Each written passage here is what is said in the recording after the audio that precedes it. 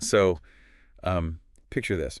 You take a 1-year-old child, Okay. you sit them down on a living room floor, and you just, like, roll a bright red ball right past them. Standard baby entertainment. Yeah, exactly. And the ball rolls behind the couch, just completely out of sight. Now, that 1-year-old, um, they don't just forget the ball exists. They don't sit there having this, like, existential crisis assuming the ball vanished into thin air. Right. They know it's still there. Yes. They'll likely just crawl right over to the edge of the couch and peer behind it.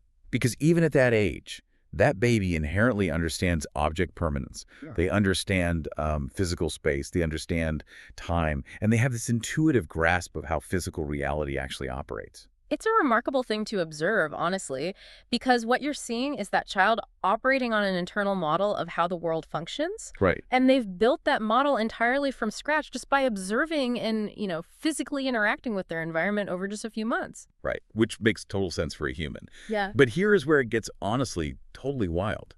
Because if you take today's most incredibly advanced multi-billion-dollar AI systems, Oh, yeah. I mean, I'm talking about the ones that are writing complex software code or passing medical board exams, generating these award-winning poems. If you ask those cutting-edge systems to truly, reliably comprehend that exact same physical scenario with the ball and the couch, They completely fall apart. they really do. Yeah. I mean, they might be able to generate a perfectly grammatical 10-page essay describing a ball or describing a couch, but they lack this fundamental ground-level understanding of what actually happens when a physical object goes behind another physical object. Because they've never actually lived in a physical world. Exactly. And that single limitation is driving a massive billion-dollar paradigm shift in the artificial intelligence industry as we speak. So, welcome to today's deep dive. Glad to be here. Our mission today for you listening is to figure out why the absolute smartest minds in tech are completely pivoting their focus. We're looking at a really fantastic stack of sources today. We have a comprehensive white paper and a press release from June 2026, both of these from EON AI Ventures. Yep. And some really illuminating recent reporting from Fortune magazine to give it all context. Right. So, okay, let's unpack this core difference between a language model, which, we all interact with every day now, and what the industry is now aggressively calling a world model. Mm-hmm. We're going to explore why this massive shift from words to worlds is happening, and more importantly, the incredible benefits this is unlocking for the global workforce. And it really is a monumental shift. I mean, we are watching the industry fundamentally pivot away from the primary approach that made AI a household name over these past few years. And tech stuff. Yeah, a text-only approach. There's a growing consensus now that it's hit a hard ceiling when it comes to actual physical applications. Yann LeCun, who is one of the founding figures of deep learning. He's been super vocal about this, right? Incredibly vocal. His critique is actually pretty blunt. He basically says that AI systems that manipulate language are really just incredibly sophisticated pattern matchers. Meaning they just guess what comes next. Exactly. They string together text based on statistical probability, which it fools us into thinking they possess genuine intelligence. But the moment you ask them to interact with the physical world where real, tangible work actually happens, they are essentially helpless. Wow. Yeah, they predict the next word in a sentence brilliantly, but they cannot predict the physical consequence of dropping a wrench. That distinction makes so much sense. So they know grammar, but they don't know gravity. That's a great way to put it. And looking at the Fortune reporting in our sources, the financial backing for this new idea is just staggering. Yann LeCun's AMI Labs and Faith Faley's World Labs, they've each raised roughly $1 billion. Yeah, $1 billion. Just to chase this specific shift. Let me try an analogy here just to see if I'm tracking the mechanics of this right. To me, it sounds like the difference between reading a Wikipedia article about how to ride a bicycle and actually getting on a real bike. Oh, I like that. Like, a language model has basically memorized the entire Wikipedia page. It can explain the history of the pedal, the exact physics equations of gear ratios, maybe the molecular structure of the rubber tires. It sounds like an expert. Right. But the moment you put that language model on a physical bike, it crashes immediately because it has zero physical intuition. It doesn't know balance. Let's actually take that bicycle analogy a step further to understand the underlying mechanics of why it crashes. When a language model reads about a bicycle, it's just processing tokens, basically bits of text. Okay. It's just calculating that the word pedal often appears near the word foot. But a human on a bike, they are processing vectors in three-dimensional space. Oh, so it's a totally different type of data. Completely different. They're feeling the pull of gravity, they're feeling the gyroscopic effect of the wheels, the wind resistance. Work doesn't happen in language. Right, work happens in the real world. Exactly. Think about a field technician repairing a wind turbine like 200 feet in the air, or a surgeon performing a delicate procedure in an operating room. They aren't thinking in paragraphs. Hopefully not. Right. They are operating in 3D space, in real time, using physical tools, entirely governed by the laws of physics. Which means an AI that has only ever read about fixing a wind turbine, it can write a great manual about it. Yep. But it can't actually do it, it can't teach it, Right. and it wouldn't even know if a human did it wrong if it was watching them. That is the crucial limitation. It cannot verify physical action. Yeah. So the industry's big solution to this is the world model. Okay, the world model. Yeah. These are AI systems explicitly engineered to simulate how the physical world behaves. They are learning cause and effect rather than just syntax and grammar. And the momentum behind this, like you mentioned with the funding, is just immense right now. Who else is doing this besides the labs we mentioned? Well, Google is developing Project Genie, which generates these interactive photorealistic environments. NVIDIA has Cosmos Lab, which they describe as a generative training facility for physical AI. Oh, wow, a training facility. Yeah. And then you have Niantic Spatial, using billions of crowdsourced images to map environments. Descartes is generating real-time interactive worlds, and Odyssey is teaching models to predict how environments evolve directly from video data. Just like an arms race. It really is. NVIDIA's leadership is even referring to this as the ChatGPT moment for physical AI. Okay, wait, I'm struggling with something here, though. What's that? So if the entire industry agrees this is the future, right? Yeah. And we just listed off companies with basically infinite capital like Google and NVIDIA, why haven't they already solved this? That's a big question. Because when they built language models, they didn't manually write out the rules of English. They just scraped the entire written internet. They downloaded every book, every article, every forum post. Right, the brute force data approach. Yeah. And Google owns YouTube. They have billions of hours of video of the physical world. Yeah. So why can't they just point their supercomputers at YouTube, feed the AI like 10 million hours of GoPros and security footage and just teach it physics that way? Because the bottleneck isn't the volume of video. The bottleneck is the nature of the data itself. You cannot simply scrape the physical world the way you scrape text. Why not? Video shows the real world. It does, but raw video on the internet is completely unlabeled and unverified. Let's say you feed an AI a YouTube video of someone replacing a valve on an industrial pipe. Okay. The AI sees pixels changing over time. It sees the visual representation, but it doesn't know the actual torque applied to the wrench. It doesn't know the temperature of the pipe. It has no idea about the pressure inside the system. Oh, I see. It's missing all the invisible physical context. Exactly. And on top of that, it doesn't even know if the person in the video is doing it right. Oh my gosh, that's so true. I watch those DIY repair videos all the time where the guy in the comments is getting absolutely roasted for doing something super dangerous. Right. If the AI learns from a hacky DIY video, it learns the dangerous method.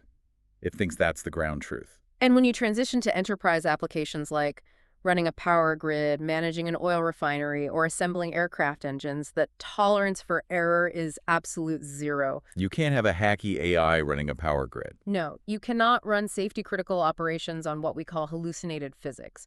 Mats Johansson, who is the president of EON AI Ventures, he addresses this directly in the press release we're looking at. What does he say?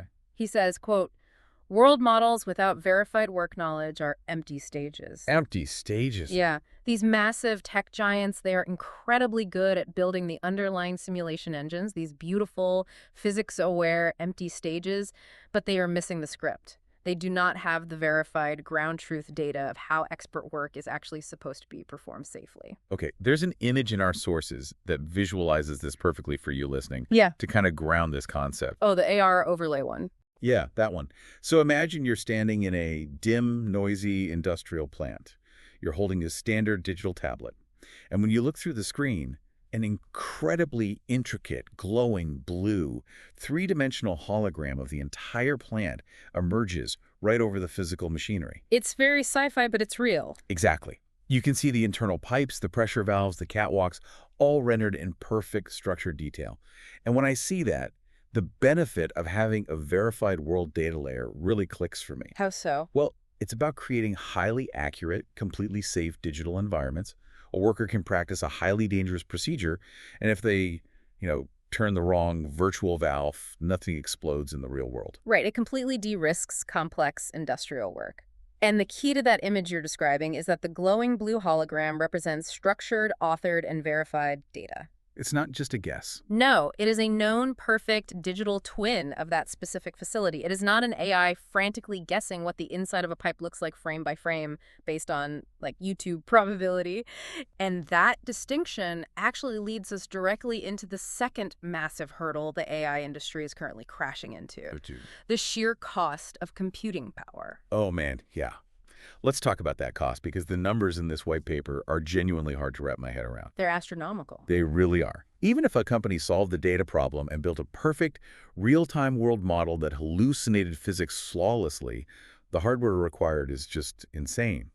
One statistic in here notes that a leading world model startup requires a dedicated $40,000 class GPU for every single concurrent user. Yep. Every single user. Just to generate their environment. I mean, if you're a utility company with 10,000 field workers out repairing power lines after a storm, you cannot possibly buy a $40,000 supercomputer for every single one of them just so they can log into an AI training app. The economics simply break down. Brute force world generation, where the AI is sitting there calculating the lighting, the gravity, and the object collision for every user in real time, every single second, is nowhere near economically viable for enterprise deployment today. It's just too heavy. Way too heavy. And this is where EON AI Ventures' approach fundamentally diverges from that brute force method, heavily favoring practical enterprise economics. Oh, so? Well, because EON's digital worlds are explicitly authored and structured beforehand, they do not require massive server farms hallucinating reality on the fly. They can run right now on standard devices an enterprise already owns. Like the tablet in that picture. Exactly. Laptops, tablets, or standard AR headsets. Okay, wait. How does it actually work mechanically? I want to make sure I understand how EON avoids that massive computing cost.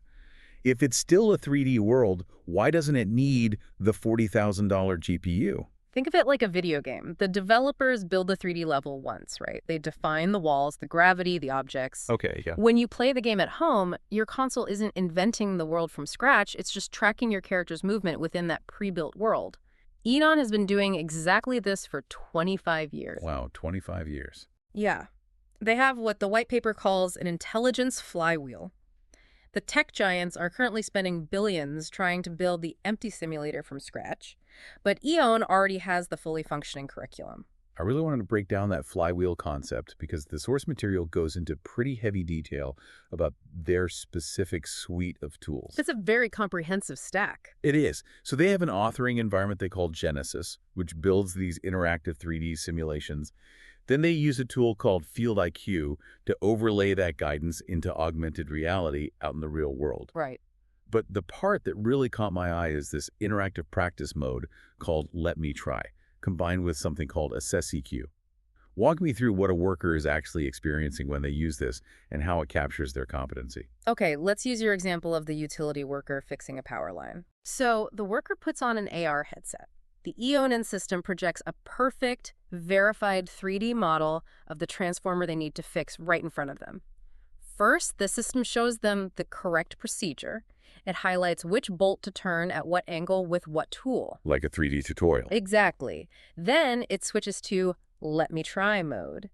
Now the worker performs the motion with their actual hands. The system's spatial tracking is monitoring their hand movement, the angle of the wrench they're holding, the sequence of their actions. Oh, wow. And while they do this, Assess EQ is silently running in the background. It's comparing the worker's physical movements against that perfect, verified baseline. So it immediately flags if they say, skip a safety check or apply the wrong motion. So it's capturing the actual physical intelligence of the human performing a task. Yes, exactly. And the white paper mentions this is all trust-gated by something called EON verdict. I'm guessing that's the safeguard against the AI hallucinating a bad procedure like we talked about earlier. Precisely. EON verdict acts as the ultimate authority layer in this whole stack. It ensures that the procedure being taught or the procedure being captured is the strictly approved, fully compliant method. Nothing hacky. Right. And because EON has been running and refining this exact spatial tracking and verification loop for a quarter of a century, the scale of their data is just staggering. I'm seeing the numbers in the report, yeah. They have a ground truth corpus spanning over 4,400 institutions across 80 countries with over 136 million platform downloads. That is insane. It is. That is 25 years of captured, verified, compounding physical knowledge of how expert work is done. It is the exact high-quality script that the rest of the multi-billion-dollar world model industry is desperately searching for right now. Okay, so let's bring this all the way down to the ground level for a second. What does this massive technological shift actually mean for the human beings putting on their boots and doing the work right now? Because let's be honest, whenever a new, incredibly powerful AI paradigm is introduced, the immediate, completely understandable fear is human replacement. Absolutely. Everyone worries about their jobs. Right. But reading through these sources, they paint a totally different, highly optimistic picture for the workforce, focusing on the benefits. Dan Lajerskar, the chairman at EON AI, puts it so simply. He says, language models read about work. They have never done work. That's a great quote. It really is. Yeah. This whole movement isn't about rushing to replace human workers. It's about empowering them with tools they've frankly never had before. Yes, the white paper frames this as the Human 2.0 vision, and it's a deeply empowering framework. Yeah. In this paradigm, the human workforce acts as the ultimate bridge. Yeah, so. By placing workers inside these highly accurate, verified, simulated worlds today, we are giving them a zero-risk environment to master their craft. Like the safe explosions we talked about. Exactly. A new mechanic can tear down a jet engine 50 times in a simulation, making every possible mistake before ever touching a multi-million-dollar piece of actual hardware. Wow, the confidence that must give them. Right. Or a surgeon can rehearse a complex, highly unusual procedure digitally the night before the actual surgery. This provides an immediate, profound upgrade to human safety and capability. And the brilliant part, the part that really blows my mind is what happens while they are practicing. The data exhaust. Yes. The worker isn't just learning for themselves, they are simultaneously generating the data needed for the future. As that mechanic tears down the virtual jet engine, their verified high-quality hand movements, their pacing, their problem-solving sequences, it's all being recorded. And that byproduct is the absolute goldmine here. Their verified performance data becomes the exact curriculum, what the industry is calling work intelligence, needed to train the autonomous systems and physical robotics of tomorrow. So the workers are training the future AI just by doing their normal training. Yes. The humans are essentially writing the textbook for the future of physical AI simply by doing their jobs in these enriched, tracked environments. This specific training loop EON utilizes, that show me, let me try, evaluate me sequence, it perfectly mirrors the architecture that leading AI researchers say is mandatory to teach machines new, complex physical skills. It's just a tremendous synergy. Yeah. The human worker becomes safer and significantly more skilled today, and the broader system gets smarter for tomorrow. Win-win. Totally. And it's not just theoretical either. According to the sources, this entire framework of work intelligence was recently validated by Gartner as a net new market category. Which is huge. Yeah, this isn't some beta test happening in a closed lab. Mm. We are seeing widespread adoption of this across energy sectors, heavy industrial manufacturing, and global skills training facilities right now. It's active deployment, making the world safer today. What we are really witnessing is the stabilization of artificial intelligence into practical industrial reality.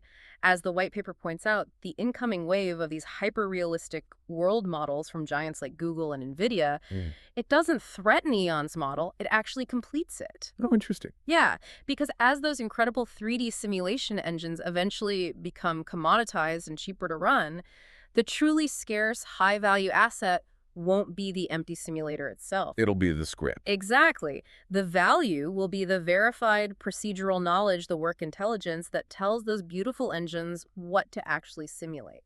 Well, we have covered so much ground today, but it really all anchors back to that core realization we started with. The multi-billion-dollar AI industry is undergoing this massive, fundamental pivot from words to worlds. Words to worlds. Right. The smartest minds have realized that reading an encyclopedia about a task is just not the same as having the physical intuition to actually perform it. As we look ahead, the enduring value of AI won't just be its ability to render a pretty 3D room with accurate lighting. No, not at all. The true value lies in capturing the verified, practical intelligence of human work. It is about forging an ecosystem where technology radically empowers human workers to be safer and more effective, while simultaneously capturing their hard-earned expertise to build the physical tools of the future. It does leave us with a deeply compelling question, though. Oh? Yeah, something for you listening to ponder long after we sign off today.